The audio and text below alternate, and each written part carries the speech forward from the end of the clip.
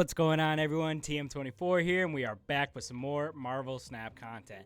Now, yesterday, I hit Infinite, so I wanted to share with y'all the 4 decks that I used during my climb. We're going to talk about them a little bit, kind of some optimal play lines, cards, card choices, why we have them in there, and just maybe some overall thoughts on the deck. But before we get into those, please take a quick moment, go hit that subscribe button for me, as it really does help me out. But for now, let's get into the first deck. All right, some of y'all may be familiar with this deck, as I did do a video on it, and I'll link that up here if y'all want to take a look at it. I did change one card from that most recent list, though. I took out Storm and put in Nova, just because I felt like Nova had a little bit more synergy. Storm I sometimes felt like she was isolated, and I really didn't have a good follow-up for her. So that's just kind of why I took those out. But looking at this deck, there's kind of 2 lines of play here. Both of them, ideally, you're using Electro to ramp into. So he's a huge part of it. Wave's in there because she can kind of help with this as well. But the 2 lines of play, starting with the Sandman line, you're going to go Sunspot on 1, Armor on 2. Sunspot's personal protector is Armor, so of course you're playing that right on that Sunspot lane. 3, you want to go ahead and play Electro. Ideally, you're playing that on a different lane. So in one lane, you've got Sunspot Armor, and another lane, you've got Electro. You're following that up with Sandman. You can only play 1 card, so they can only play 1 card. Simple as that.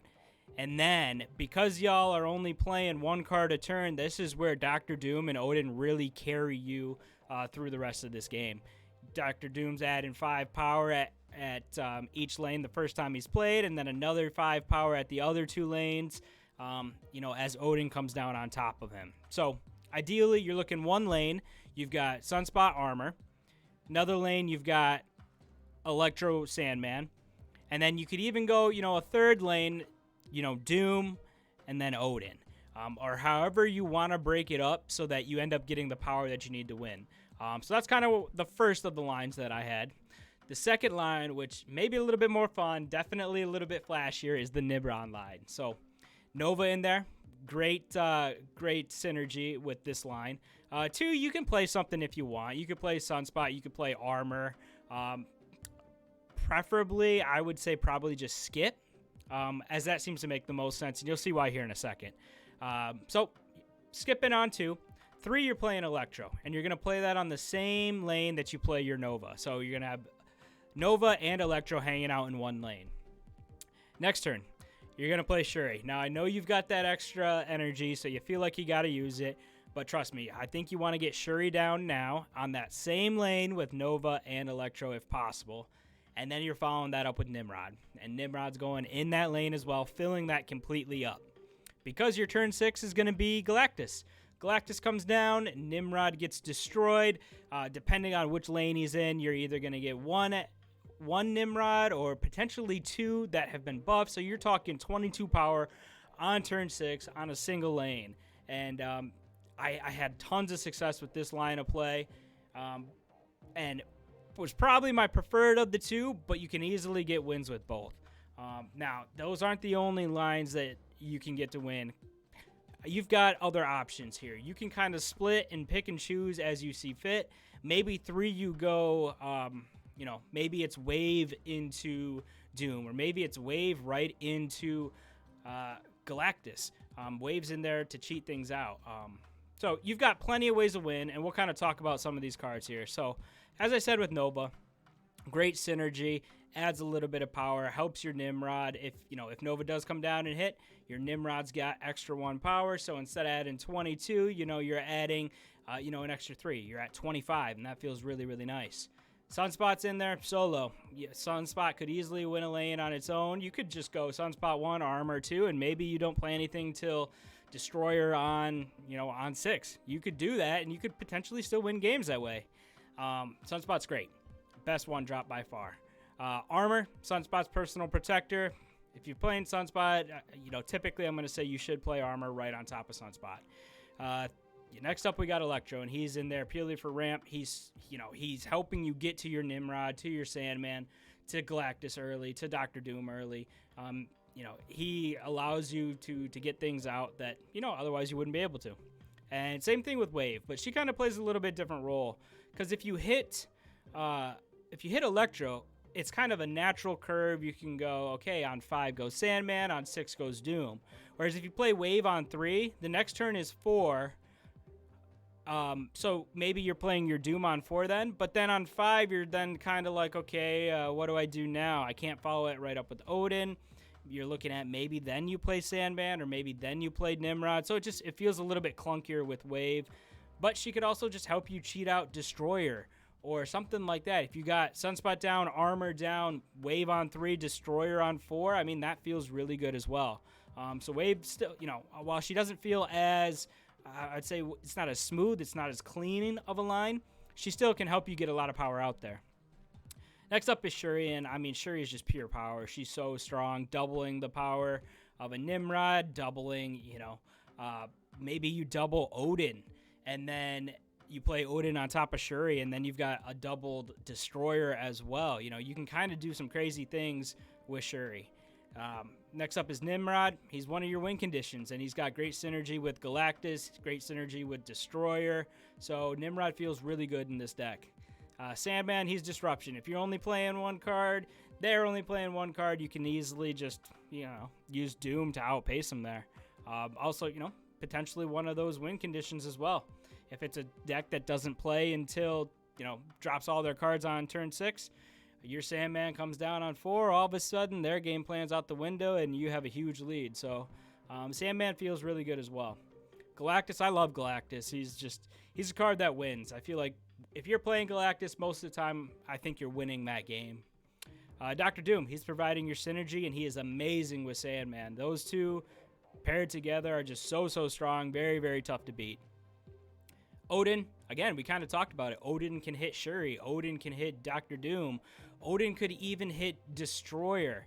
Some funky things can happen, so it can feel pretty good getting some extra juice out of your cards thanks to Odin. And then Destroyer, he's another potential win condition on his own. He can solo a lane just as easily, and he combos with Nimrod, and maybe you take out your Electro, and then on turn 6 you've got other card. You could play multiple cards. I love Destroyer, so that's a big reason why he's in this deck. I had a ton of success with this deck.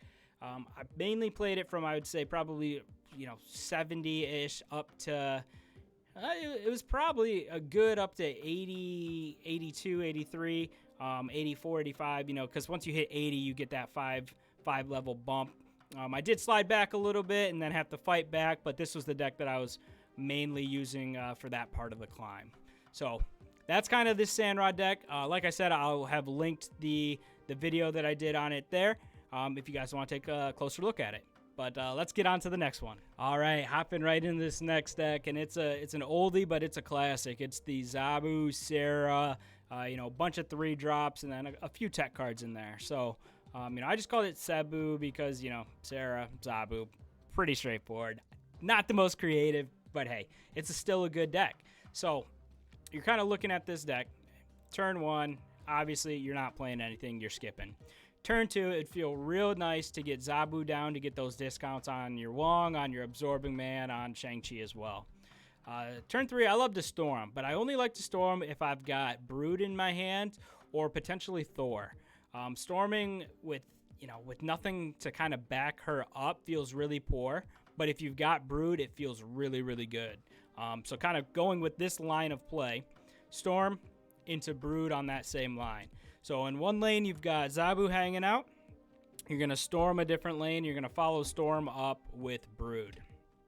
Turn 5, then you're playing Sarah. You're getting those discounts so that you can go off on turn 6. Ideally, Sarah is going to be played on a separate lane from Zabu so that you can give yourself some options here. Because turn 6, you're coming down, and it's Wong, Wolfsbane, and Surfer. And you're playing those on, either you're playing it on Zabu or you're playing it on Sarah to get the most, out of those cards. So that's kind of my ideal line. It feels super strong coming down. Typically, you're winning, ideally the Sarah, Wong, Wolfsbane, Surfer lane and the Storm and Brood lane.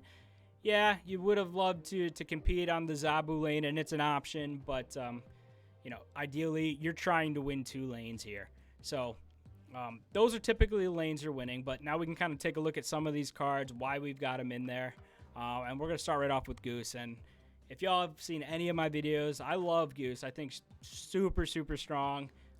It's lane protection, right? You can drop Goose down and know that, your Brood is, if you drop Brood on it, it's probably safe.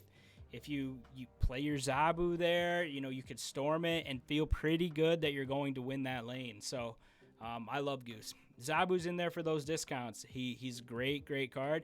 Getting Wong down early, if you can, feels good.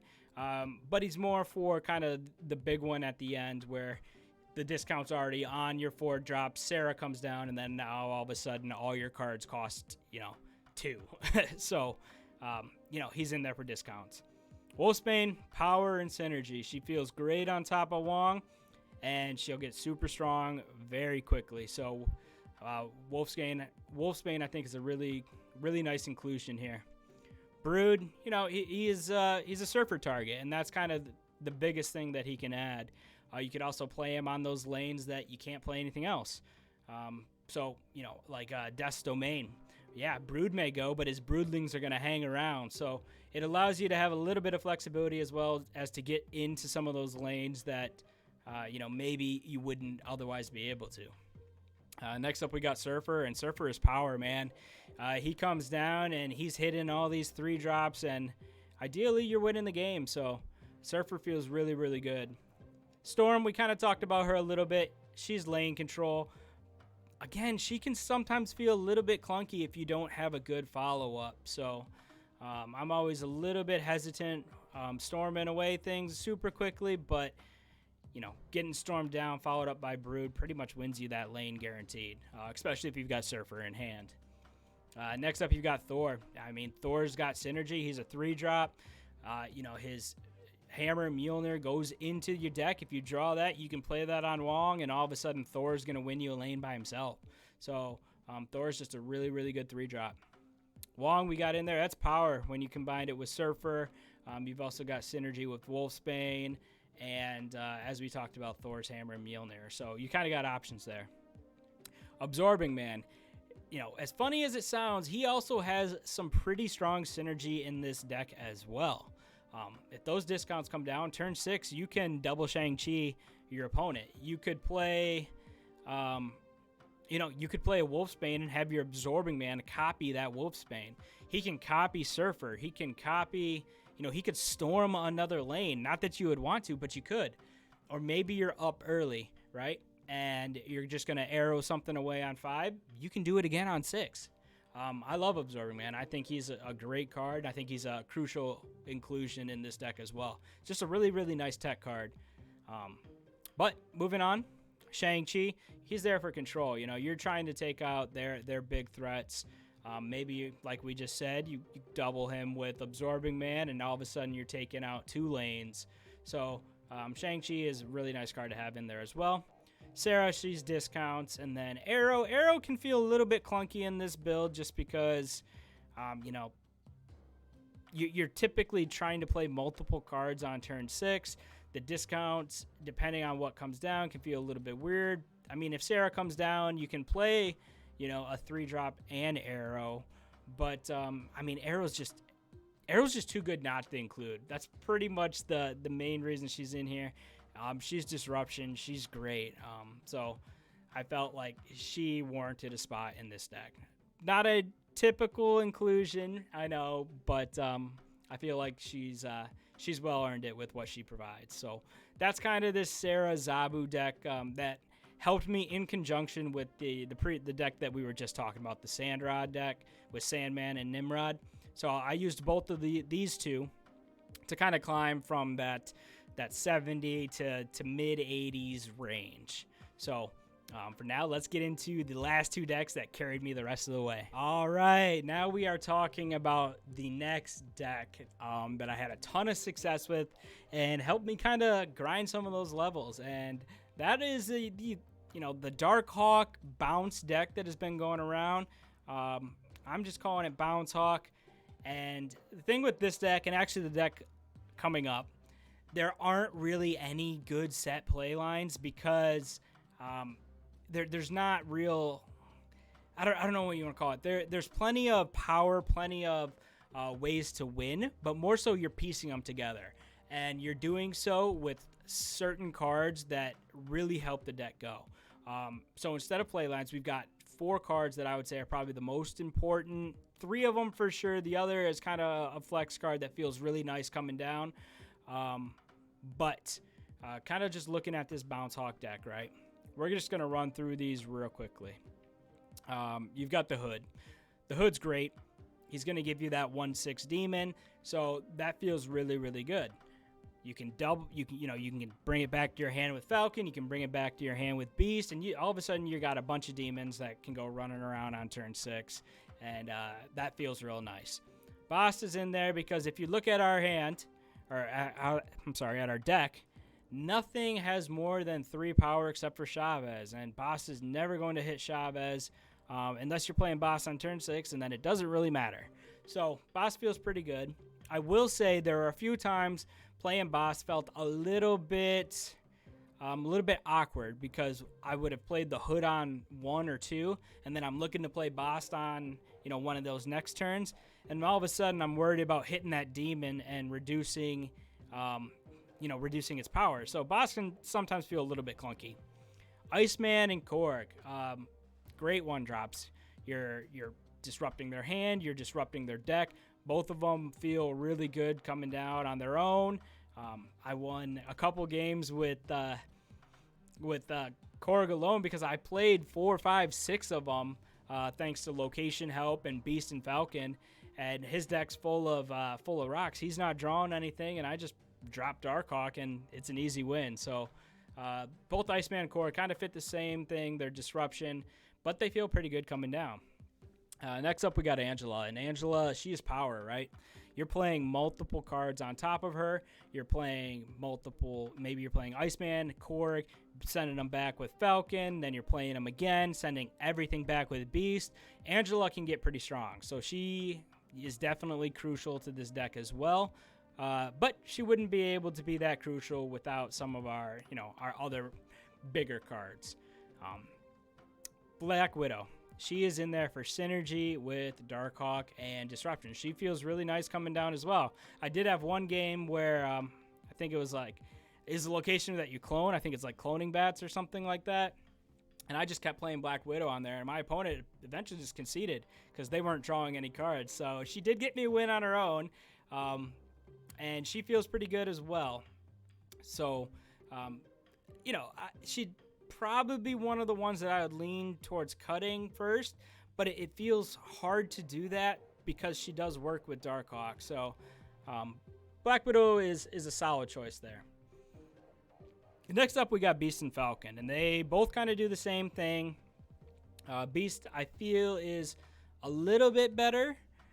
Just because he's giving you that discount as well. But, they're sending cards back to your hand. They're allowing you to play multiple Iceman, multiple Korgs, multiple Hoods. They're allowing you to buff up your Angela and, as we're going to talk about in a second, Bishop as well. So they are crucial. And those are 2 of the most important cards in this deck to actually make it go, to make it work, and to give you that ability to be flexible and actually win these games. Next up is Bishop, and I think we know, if we're playing all these small cards multiple times, Bishop can grow to be pretty insane. So love Bishop, love getting him down. And, he's power as well. Kind of similar with Angela. He needs all these other cards to enable him, but he's probably one of the ones winning you a lane at the end of the game there. Next up, I've included Killmonger. So, kind of a tech inclusion, if you can call it that, simply because I was running into Thanos a little bit, and having Killmonger kind of as a backup option feels pretty good. Most of my my power was coming from Angela and Bishop and Darkhawk, so I wouldn't mind if I hit the Hood with Killmonger or I hit Boss with Killmonger. It actually could help because it frees up some location space if we need it. And like we talked about, it can hit Thanos' stones, it can hit sunspots. You just got to be a little bit careful with ordering, because you got to make sure that, you know, if you're gonna play a bunch of one drops on turn 6 and you want to fit Killmonger in there, so you're playing a demon, Iceman, and a Korg. Got to make sure you play that Killmonger first. I'd be lying if I said I didn't accidentally hit a couple of my own one drops a couple times, but in the end, I felt he was worth the inclusion here. Next up, you got Darkhawk. So Darkhawk is power, right? If you're sending all these rocks in through Korg, you're stuffing up their hand with Black Widow, Darkhawk is going to feel pretty good coming down. So definitely a big part of this deck as well. Chavez is in there because maybe you just need that little bit of extra power. Maybe you just need that 9 power extra on a lane. Also, she helps with have you a little bit more consistent draw. Thanks to her always being drawn on turn 6, you're drawing other things. So, Chavez is great. So that's kind of the deck in a whole. Now, just kind of looking at these cards that are important.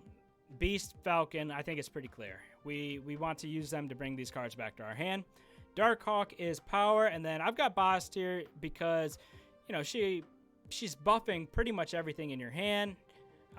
Obviously, we talked about the demons, but I feel, when Bast was playing all my other cards felt even better. So that's why I kind of included Bast as one of the important cards in this deck. So feels pretty good. This deck was definitely very, very strong. I think I did a video on this one, and I'll link it here if I have. But yeah, super strong deck, and I used this one to actually help me get up into the upper 90s. So I rode the other two decks up to probably mid 80s, 85, 86. I used this one to get all the way up to high 80, 88 and a half, 89 and a half range. Before moving to my final deck, and we'll get into that one right now. All right, and we are at our last deck, and I'm sorry if any of y'all are gonna be upset, but it's a Thanos deck. I picked him up just a couple days ago, and I started playing him right away. This is the first deck that I actually tried with him. I haven't even tried the other the other versions, the Zoo versions, the more control versions. I went straight to the Lockjaw one. I'd ran into it too many times, so I went and built it, and let me just say, I had a ton of fun playing it.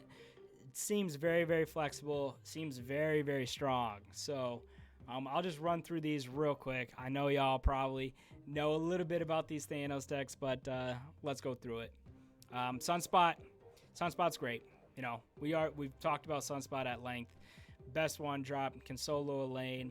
In this deck, your hand can get very, very heavy if you don't hit, or rather, if you're hitting all your 5 and 6 drops. So having Sunspot down on 1 feels awesome. Quinjet is great because Quinjet allows you to have those free stones, and that feels awesome. Nothing feels better than playing Lockjaw on 3 accompanied with 3 stones, and all of a sudden you've got 30-some power there on turn 3. That just, that feels great. Next up, we got Armor. Armor, Sunspot Protector, but also in this deck, you've got a lot of big, powerful cards, and they do need some protection. So you're able to plop an Armor down, and maybe you're just tossing a Devil Dino in there, and you feel good because it's safe there. So Armor kind of goes a little bit further in this deck. Next up, we got Lockjaw, and I mean, Lockjaw makes this deck roll. You're sending stones through, you're drawing cards, and then the stones are, from the stones come, the big cards thanks to Lockjaw. On top of you drawing more cards, it's just insane. It's so strong. Lockjaw feels really, really good in this deck. It's just, it's crazy. I can see why people play it, and I can see why people hate it for sure. Next up, we've got Devil Dinosaur. Now I'll say, when I first started playing this deck, I was like, Devil Dino, I'm not sure how that makes a whole ton of sense, but I totally get it. I mean, with the stones, you're drawing cards pretty much every time that you play one. So your hand does get stuffed up really quickly. And there were plenty of games that maybe I didn't have a whole lot other than just playing a Devil Dino down, and a lot of the times that was just good enough because your hand is so full. So Devil Dinosaur feels great. Next up, we got Leech. Probably one of the most hated cards in the game right now. Really strong ability. I will say, I can't remember if I ever actually played him myself. It was most common just to see him coming through thanks to Lockjaw. So Leech is great. I'm sure it messed up my opponents plenty of times. It's just hard to gauge his real value because I don't think I was ever spending 5 on him. Definitely felt good, though. Arrow. Arrow, as we've talked about, is probably one of the best cards in the game, in my opinion. And in this deck, I mean, she really showed it as well. For some reason, it felt like there were 2 lanes that I just pretty much owned. I was winning very, very easily, and then all I would have to do is Arrow on turn 6. I won a bunch of games just with Arrow, and it felt great. I mean, she's awesome, so no complaints there, And next up, Chavez, more consistent draw and power through Lockjaw, so Chavez feels good. She-Hulk, she's power as well, and you can even play her early. So maybe you're playing her on 4, maybe you're playing her on 3, but either way, you can get there are ways to get She-Hulk down earlier that feel really good when maybe otherwise you wouldn't. I think you'd only be able to play her on 3 if you had location help, but having her in your hand definitely, it allows you to plan and start thinking, okay, well, I'll play She-Hulk here, 10 power, I won't have to worry about that lane, and then you can kind of focus. So I think she's great. Thanos, he makes the deck run. I mean, it's his deck. It's his stones that are doing all the work. So I think I only played him a couple times, and I think I played him maybe 3-4 times. And of those 3-4 times, I think maybe once, maybe twice, he actually had the buff. So sometimes 11 is just enough. And I definitely used him like that as well. Magneto. Now, I was surprised at how good Magneto was in this deck. Pulling things into that Lockjaw lane after he pops out thanks to one of the stones feels really good. There's definitely a couple games where Magneto came up, all of a sudden filled the lane, and now I don't have to worry about protecting my strong cards because the lane's filled. So Magneto feels really good, and then the Infinite, he's just power. I mean, easy inclusion in this deck thanks to Lockjaw. So those are kind of all the cards, as a whole. Now the important cards, I think we know.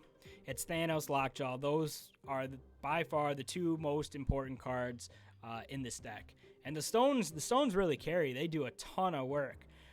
But after those 2 cards, I found myself having the most success and getting the most wins when I was playing the Devil Dino or playing Arrow. It seemed like either time I got either of those cards down, I was winning the game. So for me, those were the other 2 important cards in this deck.